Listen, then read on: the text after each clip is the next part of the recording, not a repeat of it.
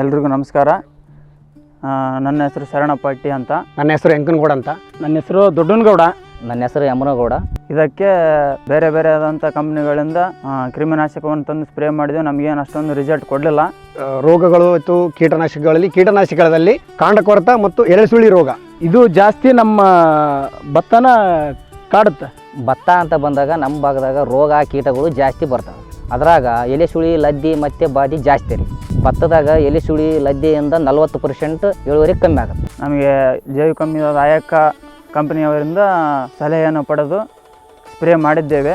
20ರಿಂದ 25 ದಿನಗಳವರೆಗೆ ನಮಗೆ ಕಂಟ್ರೋಲ್ ಬಂದೈತಿ. ಇದರಿಂದಾಗಿ ನಾನು ರೈತರಿಗೆ ಏನು ಹೇಳಲ್ಪಡುತ್ತೇನೆ ಅಂದ್ರೆ, ರೈತರು ಎಲ್ಲರೂ ಯೂಸ್ ಮಾಡ್ಬೋದು, ಚೆನ್ನಾಗಿದೆ.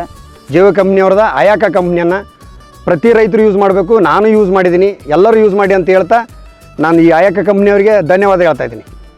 ಆಮೇಲೆ ಮತ್ತೆ ಗದ್ದೆ ಹಚ್ಚರಾಗೈತಿ. ಹಾಗಾಗಿ ನಾವು ಎಲ್ಲ ರೈತರು ನೀವು ಬಳಸಲಿಂದ ಒಳ್ಳೆ ಇಳುವರಿ ಬರುತ್ತೆ, ಒಳ್ಳೆ ಚೆನ್ನಾಗಿ ಗದ್ದೆ.